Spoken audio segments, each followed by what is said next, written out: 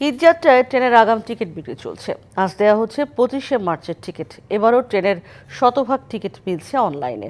বিস্তারিত জানাতে Kamalapur rail station থেকে যুক্ত হচ্ছেন সহকর্মী আরিফুল ইসলাম।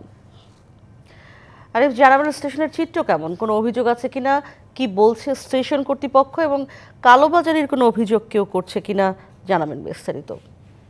দেখুন উর্মি, এই কালোবাজারি ঠেকাতেই কিন্তু রেল কর্তৃপক্ষ বিগত বছরের বা প্রতি বছরের মতো কিন্তু এই বছরের শতভাগ অনলাইন টিকিট, অগ্রিম টিকিট ক্রয় করার সিদ্ধান্ত নিয়েছে, যাতে করে কোনো প্রকার কালোবাজারি সৃষ্টি না হয় সে বিষয়টা। এমনকি এছাড়াও রেল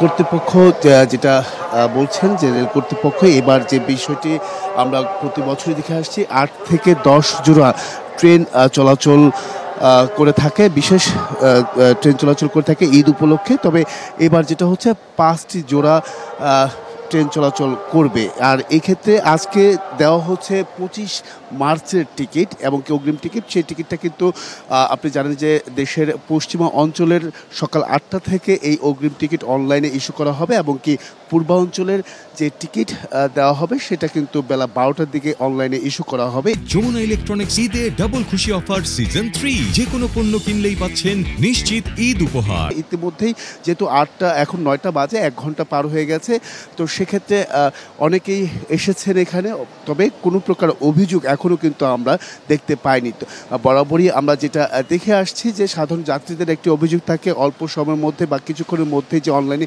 টিকিটগুলো দেওয়া হয় সেগুলো শেষ হয়ে যায় এবং কি এখানেও আরও অনেকেই বলছেন যে সার্ভার ডাউন থাকে, সেসব বিষয় কিন্তু তারা তুলে ধরেন। তবে এখন পর্যন্ত যাত্রীদের যে কাউন্টারে এসে টিকিট নিয়ে যাওয়া সেটা কিন্তু আমরা দেখিনি, বা কোনো ধরনের সার্ভার ডাউনের আমরা সেই অভিযোগও পাইনি। তো সব কিছু বলা যায় যে এখন পর্যন্ত যাত্রীরা তারা কিন্তু যারাই আসছেন এখন যে কাউন্টারগুলোতে দেখতে পাচ্ছেন, সেগুলো কিন্তু প্রতিদিনের যে ট্রেনের শিডিউলের যে টিকিট ক্রয় করার যে বিষয়টি তারা কিন্তু এখান থেকে ক্রয় করছেন। আর এক্ষেত্রে আরেকটি বিষয় জানিয়ে রাখি যে যেহেতু আজকে 15 মার্চ, 25 মার্চের টিকিট এবং কি 26 থেকে এভাবে কিন্তু বলা যায় যে এবার এছাড়া চাঁদ দেখার উপর নির্ভর করে 31 মার্চ এবং কি 1 ও 2 এপ্রিলের টিকিট বিক্রি করা হবে।